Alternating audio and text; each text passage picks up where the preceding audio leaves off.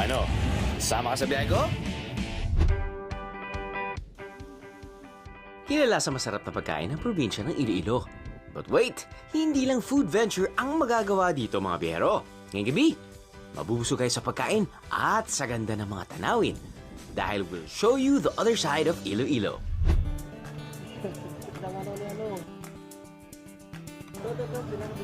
So finally, we landed here in the very beautiful airport ng Iloilo.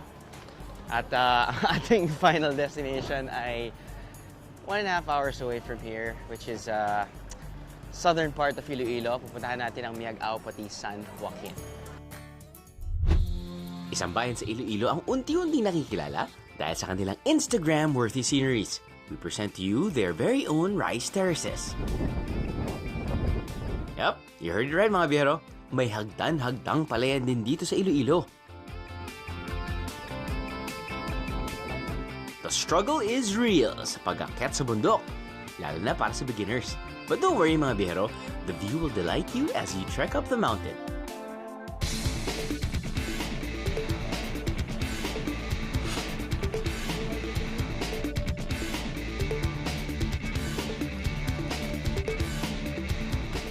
Pagkatapos ay ng oras ng paglalakad, narating na rin namin ang aming destinasyon. Yun! So after nearly 5 kilometers, ito yun. Ito yun.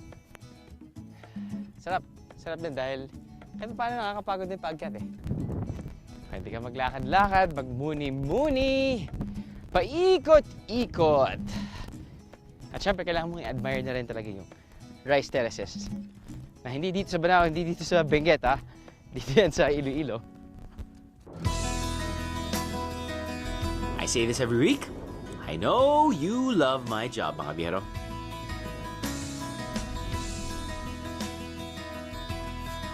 Aim higher, mga biyahero.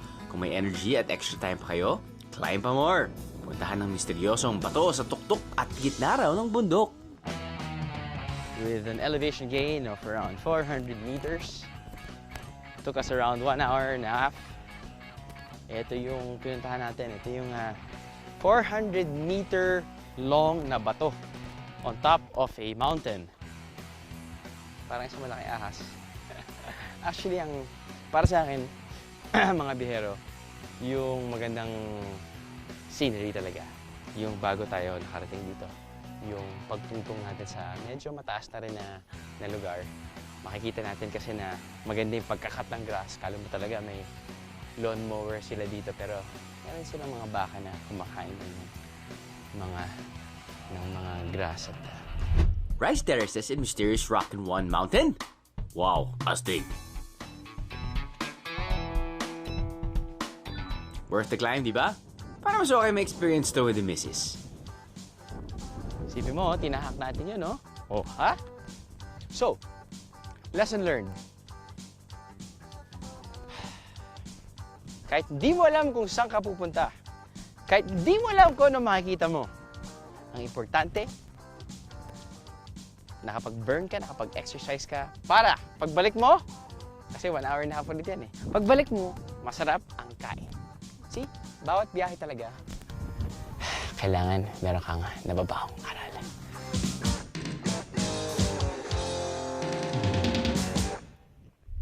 Matatagpuan sa kanlurang bahagi ng Iloilo ang bayan ng San Joaquin at Miagao. Mula Maynila, kailangan bumiyahe ng humigit kumulang 1 oras. Paglapag sa Iloilo, mabiyahe pa ng humigit kumulang 1.5 oras para marating ang southern part ng Iloilo.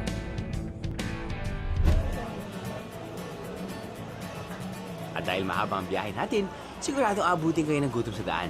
Buti nilang kilala ang Iloilo sa kanilang masarap na local delicacy na pwede niyong lantakan sa biyahe. Ito, 10. Sagana sa Mani ang bayan ng San Joaquin. Kaya kilala sa kanila ang bandi. Isang delicacy na gawa sa muscovado at syempre, mani.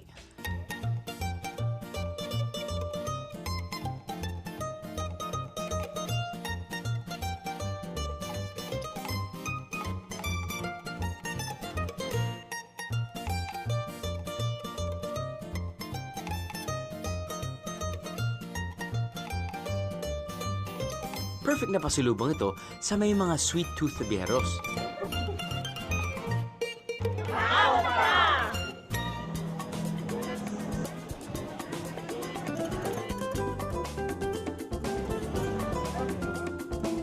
Kung ayaw sa masyadong matamis, bakit hindi subukan ang pinagmamalaki ng bayan ng Miagao?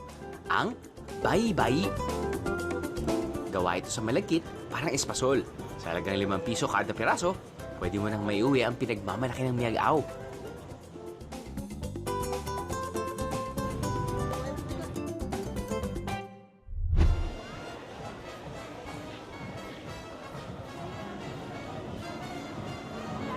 Paman, tinurog. Sarap. Tama ba ito? Ganda pa sa lubong. Dahon.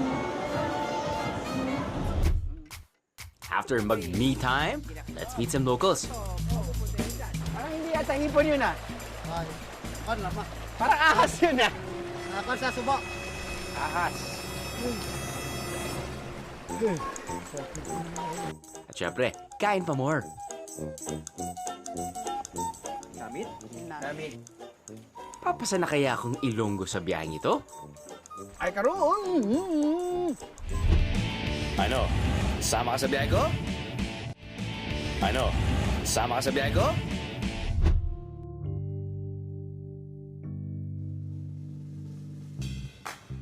The City of Love.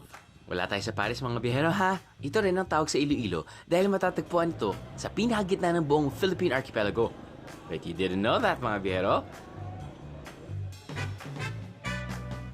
Likas na malalambing din ang mga Ilonggo kaya hindi raw sila mahirap mahalin.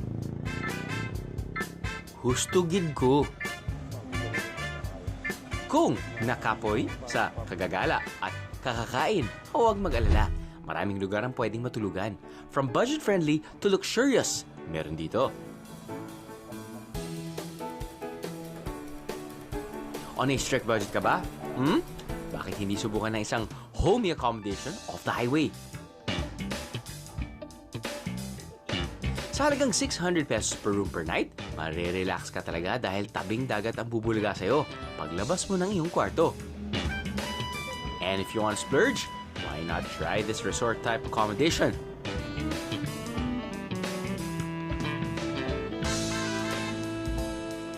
Bukod sa free breakfast, pwede mo rin gamitin ang iba't ibang amenities nila.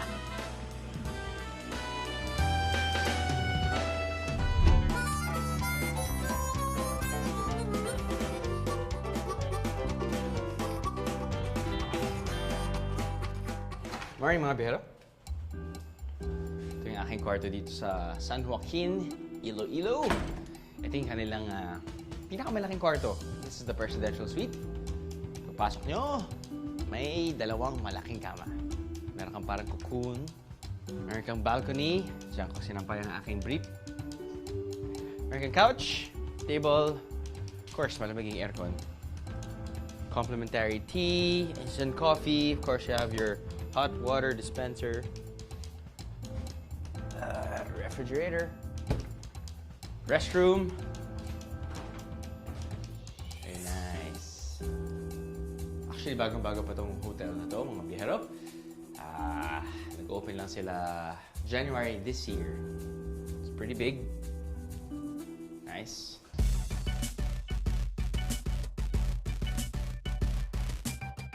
At syempre, ang sarap dito ay ang kanilang View. Kung saan, hindi ka na kailangan magbangka.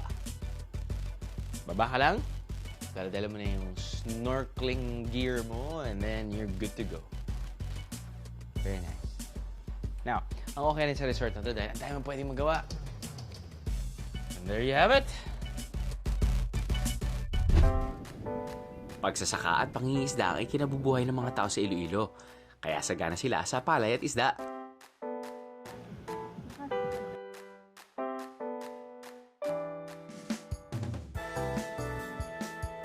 Pero blessed din sila dahil sa kanilang ilog. Magandang umaga, Tay. Ano pong ginagawa? Ano pong ginagawa natin dyan?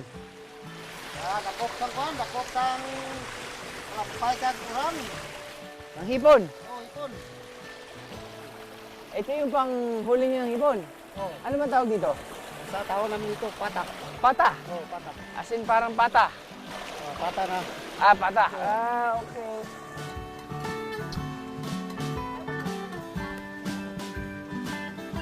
Parang ahas yun ah. Sawa sa suba. Ayun no? Kasi siyempre dumadaan din, kahit ano dumadaan dito, mapupunta yan dyan, no? Hindi lang sawa, may palaka. Naku!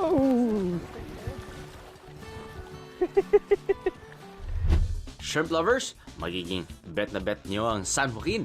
Dahil sa halagang 150 pesos kada kilo, maaari nyo nang matikman ang fresh catch na to. Kailan niyo po nilalagay itong pata na to dyan? Umaga? Sapon. Ah, sa hapon. Pagdating sa hapon, kailan niyo tinatanggal naman? Lumaga. Sa umaga na. Mas marami kayo nahuhuling hipon kaysa sa ahas. Sa kuan, di man pirmi. Oo. Bakit sa kung kuan kon sanag ang bulan. Oh, okay. Ah, okay. So, kapag gabi, maraming hipon. Ayun. Dahil nagtatago ba sila? Dahil Lumalabas. lumalabas? Magwara makain. Kumakain sila, naghanap sila ng pagkain. So, parang kuning mga nahuhuli mo dito at yung tinatanim, parang hindi nyo ka na kailangan pumunta sa palengke, no? Kumbaga, asin o yung mga ano na lang. Yun lang. Bitsin. Ayun na yun. Pero dito, may manok naman kayo dito. Ayun. Okay. Kumain ng manok, ulit na lang. Kahit Ayun. Saka huli tayo ng isang hipon. Pati, yun. ang tawag dyan, ubog. Ubog. Ubog. So ito mga freshwater seafood, no? Hmm. Ayun. Okay. Kurake dyan, mga lagay krake di. Mga kuan, tangan mo bayabas. Lagyan ng bayabas. Sweeties, langgaw. Okay na. Ayos na. Para may kulay at syete, no? Be a local mga biyero.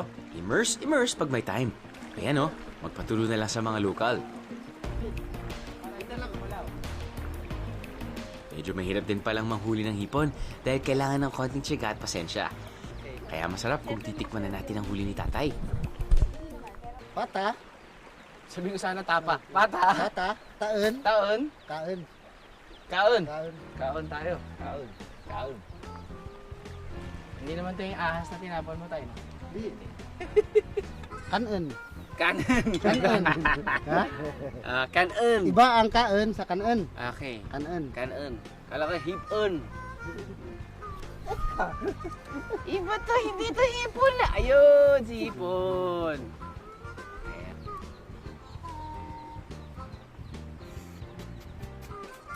Yun. Matamis-tamis. Fresh and sweet. Two perfect adjectives to describe these shrimps.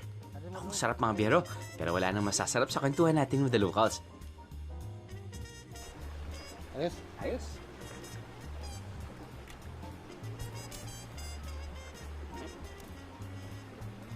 Niwang doon, niwang. Pilihan mo niwang. Iwang? Niwang. Niwang. Niwang. Ano niwang? Kayat. Payat. Sexy. Alam nyo ba hindi raw marunong magalit ang mga Ilonggo? Aba, subukan nga natin. Pero ano na lang, ganito na lang tay. Kapag Ilonggo. Kasi iba-iba naman yan. Ilonggo, may Bisaya, may Ilocano, kahit iba-ibang dialect. Kapag nagagalit ang isang Tagalog, alam mo talagang galit. Di ba? Parang mga Waray naman, galit sila pero hindi sila galit. Mga Ilonggo daw, kahit galit, hindi galit. Hindi, well, Ang tono.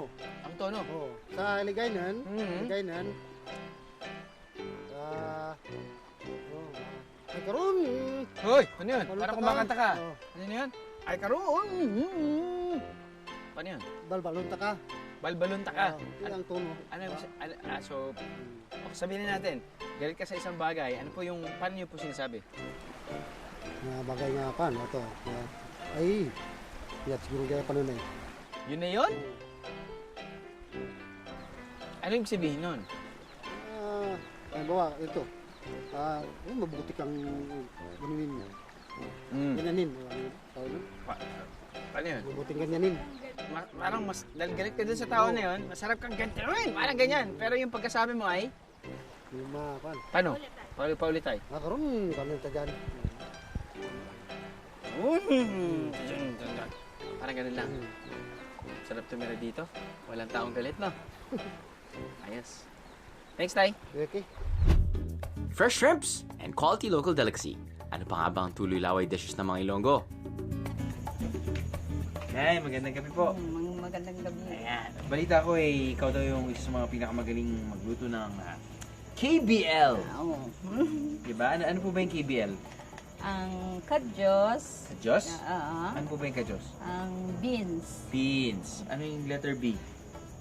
Biik. Ah, Or baboy? Baboy. Tapos, langka. Langka. Oo. Okay. Tapos, ang paaslom, batuan, Okay. pork cubes. Asin, bitchin, lang. Ang gusto ko lang malaman, ma'am, kaano-ano niyo po si Elizabeth Oropesa? Kasi medyo nakawit po. Kabe ka. Ngayon lang po ako nakakita ng gantong dish eh. Ang itsura niya parang champurado, pero hindi. Dahil munggo nga at baboy, no? Oo. Pwede siya maging, yung kulay niya parang dinuguan. Oo. Paano po nagiging dark yung sauce niya? Sa kadyos. Dahil bean. sa kadyos, Oo, dun sa Sa beans. beans. Isa sa tradisyonal na putahe ng mga Ilonggo, ang kadyos.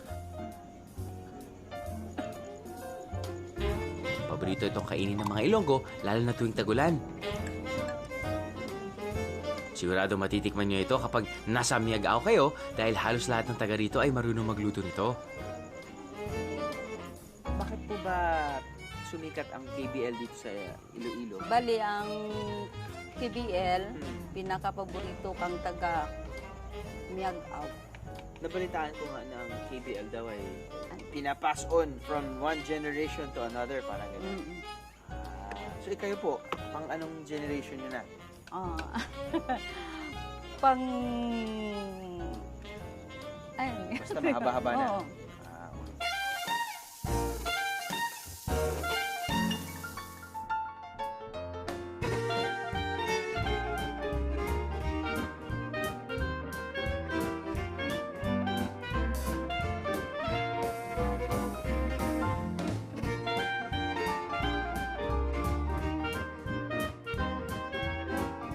Itiruan mo rin. Parang mamanaan mo kung ano ang kanamit kang KBL. Parang, teka, kahit Ano? hindi ako marunong mag-Ilonggo, yung sinabi mo kasing namit, parang Oo. tikman ba yung Oo. namit? Parang, Oo. tama ba? Tama. Tama? Tama. Ayun! So pwede ko nang tikman, ma'am? Oo. Sige, sige. Baboy. Okay. Langka. May lang ka. Mm-mm. Ito po ba'y Ano? kinakain kasamang kanin? Oo. O, ulam, Oo. kasi ulam siya, Ulam, no? oo. Oo, okay. Subukan ko muna yung Yung kadyos. kadyos. Kadyos. Oo. Malumok, sir? Sarap! Paborito ko Oo. pa naman yung beans. Oo. Pati yung Eh. sauce niya. Parang ano lalo na kapag umulan, Mm. malamig yung klima, Oo. parang ito yung, Gusto-gusto mo. oo, masarap. Masarap. Tikman ko naman.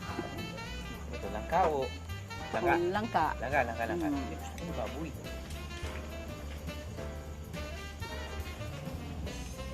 Namit? Namit. Oo. Namit good? Tama ba?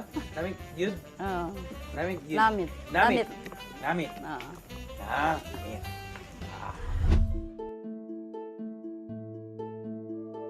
Bukod sa like a local experience sa mga Ilonggo, huwag palagpasin ang pagbisit sa World Heritage Sites ng Iloilo. Maraming lugar dito na hindi lang kilala sa bansa, kundi pati sa buong mundo. Tulad na lang ng mga simbahang ito.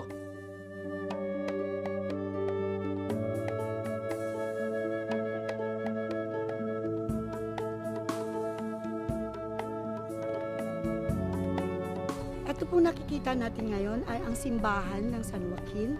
Ginawa po ito noong 1859 at isa po ito sa dinadayong tourist spot sa probinsya ng Iloilo dahil po ito po ay isang national cultural treasure. No? Bukod tanging simbahan na merong militaristic bas-relief. Ito po ang bukod tanging simbahan sa Pilipinas yata sa pagkakaalam ko na na-feature ng CNN as one of the 25 most underrated destination in the country. Looking for something different? Pay a visit to this unusual cemetery.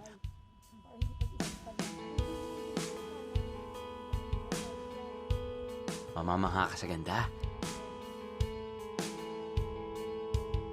Ito po ang Camposanto ng San Joaquin. Ginawa po ito noong 1892.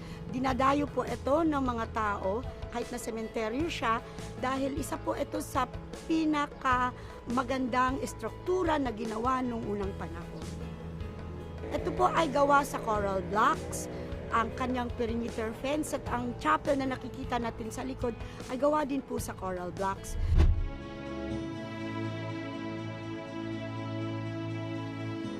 Ito po ang aming simbahan at ang Camposanto na tinuturing na the most photographed structure in the region.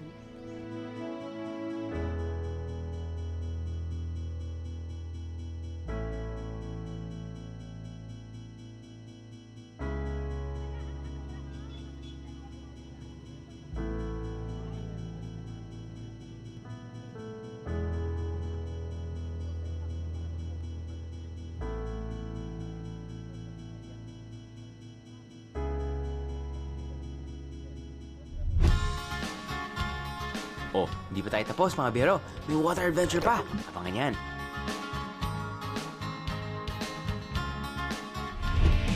Ano? Sama ka sa biyahe ko?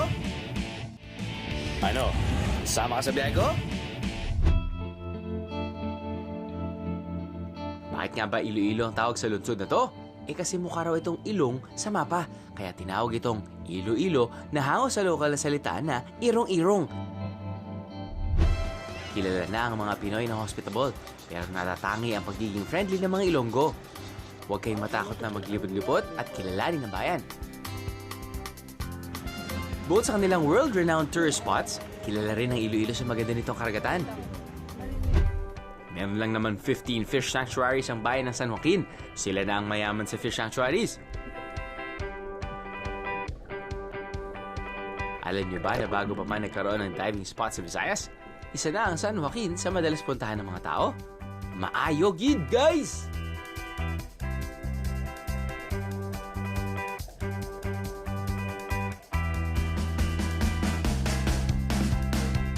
So mga biyero, nandito tayo ngayon sa very famous diving site. One of the diving sites here in San Joaquin, Iloilo. And apparently, back in the day, ito sabi ng mga locals na bago pa nagkaroon ng Anilaw sa Batangas, or bago pa nagkaroon ng mga ibang diving sites sa Pilipinas, ito na yung pinupuntahan ng mga iba't ibang divers, not just locally, also internationally. They have like around 15 protected marine areas, and it's just so unfortunate for us. Medyo past couple of days, medyo malakas daw ang ulan, which means hindi ganun kaklara yung tubig. Pero if ever hindi ganun yung situation natin, man, I was free diving around that area. Si cameraman ko, si Ray, naka-scuba diving gear, and then marami ng corals dyan eh, kita mo naman eh. It's just that the water's kind of murky, so when I free dive, mga 10 meters below, pagdating mo sa 9th meter, doon pala makikita. So, you know, but if ever it didn't rain a couple of days ago, buhay na buhay yung mga corals, which is, you know, very, very good for divers. And yeah, it's just really nice to know that it's protected. So, and you got like vast amount of protected marine areas that you can dive in. So, yeah. Hopefully next time, pag pumunta kayo dito mga biyero, check nyo muna yung weather. Yun! Hindi umulan! Summer. Sa dami ng ginawa natin, may oras pa ba? Aba, hindi mauubusan ang gagawin dito.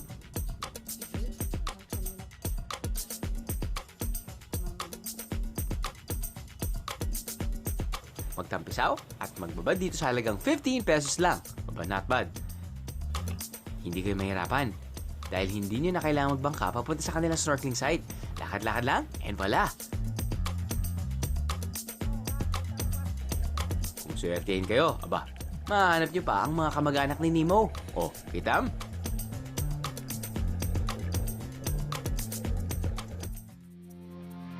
Kung ayaw namang isorbe ng mga isda, marami rin options mga biyero. Dahil sa budget na nagsisimula sa 100 pesos per biyero, pwede na subukan ng slow and laid-back activities tulad dito. Teka, nagugutom na ako sa dami ng water activities ha. Break muna kaya tayo. May kainan din dito na swak sa mga kakatapos ng mag-diving. Yeah, boy!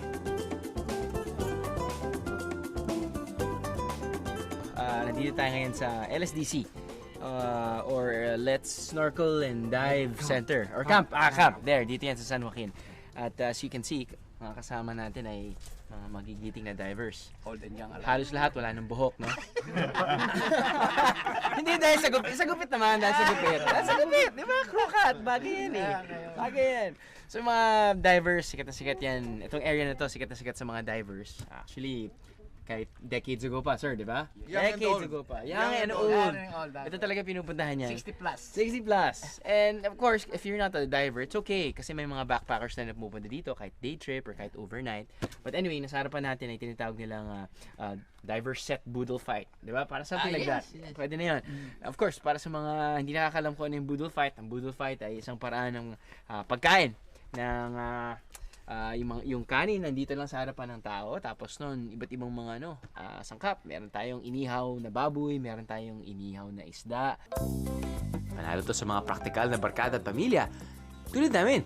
Dahil sa halagang 200 pesos, pwede kayong magpaluto ng gusto nyong ulam.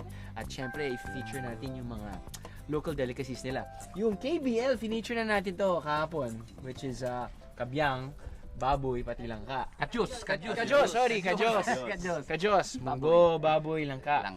Tapos nun, yun, bamboo shoots na may Gata, saluyot. Yun, gata at saluyot. Masarap yan. Laswa! Vegetable todo. Nako, vegetable todo. Yes, all, everything. Oo, kumbaga, para sa mga vegetarian or healthy eaters. And of course, tropical island, tropical setting, we have coconut. So, Enjoy, relax. Enjoy, relax. Live in. Ito yung ginagawa nila eh. After diving, kain. Tapos nun, Tulog sa duyan. Tulog na sa duyan. And then dive again. And then dive again. Alright. Ayos, kain tayo. Okay, go. Cheers! Cheers!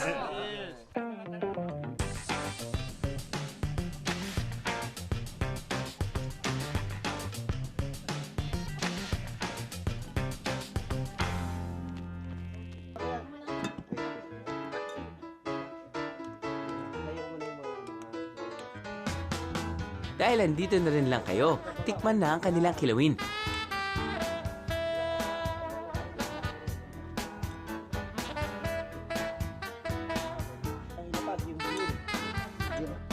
Bilang isang fishing community, alam niyo na guys, sikat dito ang malalaking isda.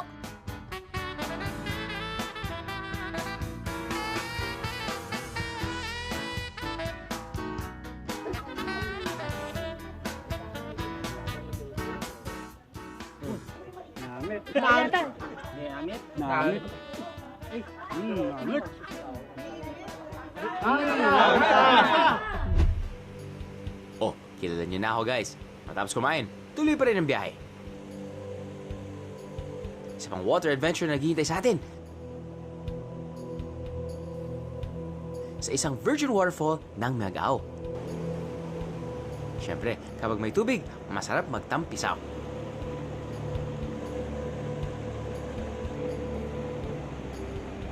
You know the drill.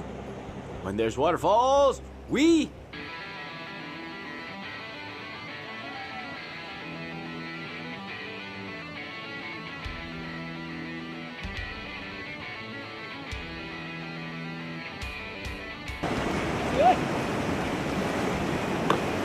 I was gonna make it 1 hour and a half.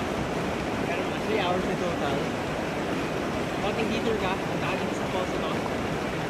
Sasabi ko sa'yo. Salon, ayos na. 4 hours of excitement. Ayos.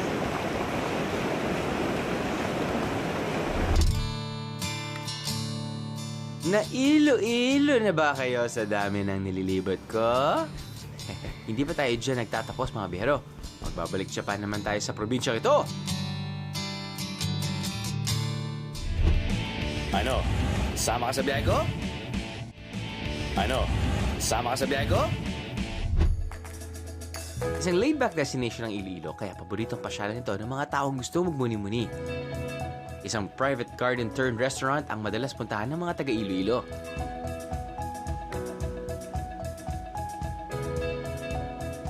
Let's take you to Japan. In Iloilo pa rin.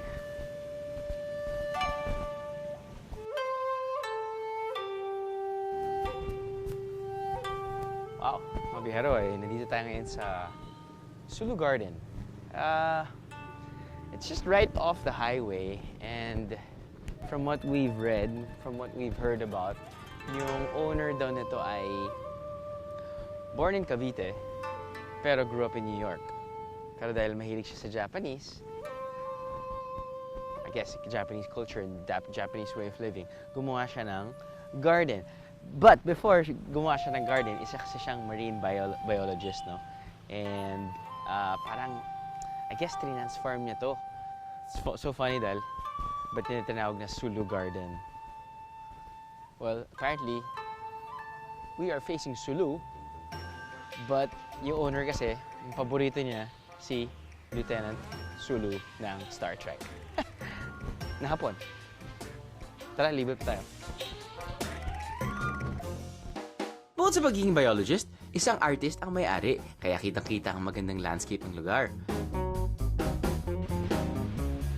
One interesting fact is that this used to be a bread bakery. Correct.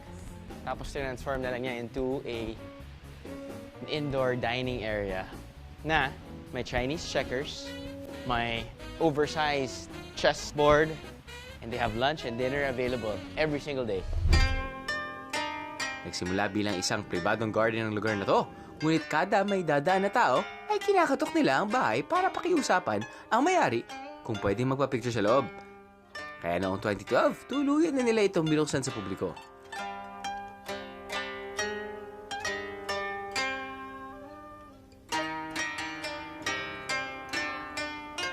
Yeah. Sightseeing ka muna dito sa bridge na. Beautiful bridge. Well, you should see it 20 years ago. Apparently, medyo it's polluted. Buti na lang naayos ng owner. It's now open. It's now beautiful. It's very pleasing to the eyes and very open for tourists. Aba, masyado na ata tayong nilibang sa kalibot-libot dito ah. Bago pa mapunta ang usapan sa kung saan-saan, tikman na natin ang mga ipinagmamalaki nilang group meals.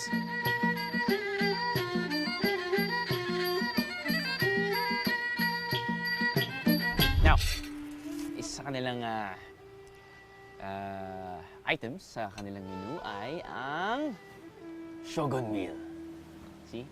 Owner is such a Japanese fanatic, you know. I guess not just the culture and, you know, kasama na dyan yung pagkain.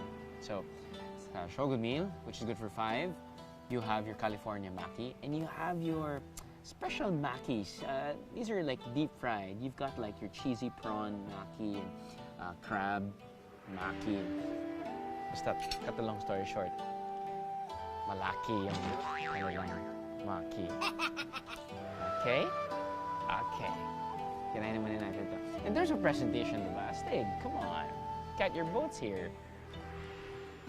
Uh-huh. Well, familiar naman talaga yung lasa natin sa California maki, di ba? California maki, you've got your Japanese rice, mango, cani, which is your imitation crab. Tapos, usually, naglalagay sila ng konting pipino para may konting crunch. Pero ito, ano lang, mango, imitation crab, and then, of course, you've got your fish eggs. Para may konting burst. Okay, ito naman. Tikman na natin to. Tignan na ng cheesy prawn. Cheesy prawn chuchu.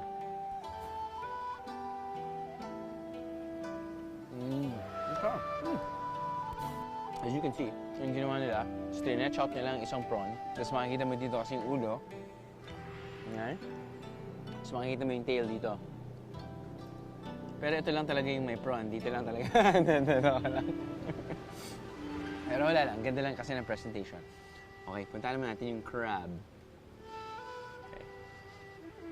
Of course, you got your fish roe. Tapos meron ka nga lang, may cheese ka din? Oh, may cheese. Tapos meron ka rin yung ano, alam mo yung pag deep fry mo yung ano, pag tempura, lalagay nila yun doon. Fried crispy bits. And then, you have your imitation crab inside with mayonnaise. Okay.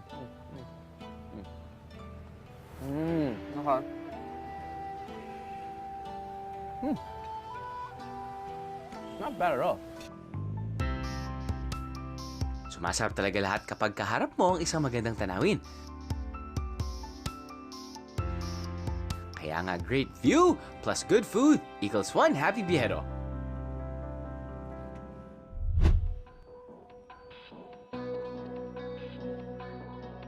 Rich history, impressive World Heritage sites, and delicious traditional home-cooked recipes. Ano pa nga bang hahanapin mo sa lugar na kompleto na tulad ng Iloilo? Kahit ilang beses na rin ako nakapunta dito, kaya pa rin pala akong sorpresahin ng syudad na to.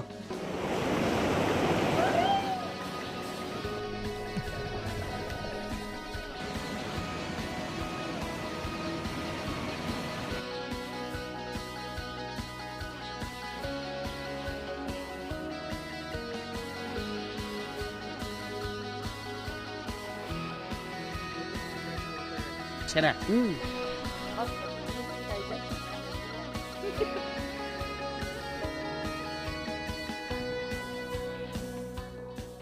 Kaya Southern Iloilo, salamat gid!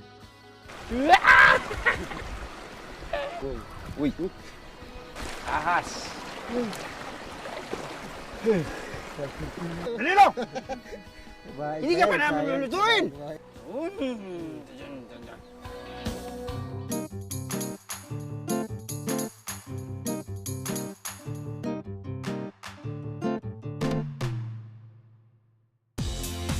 Mga biyara, nandito tayo ngayon sa General Santos City, specifically dito sa kanilang main fish port. No?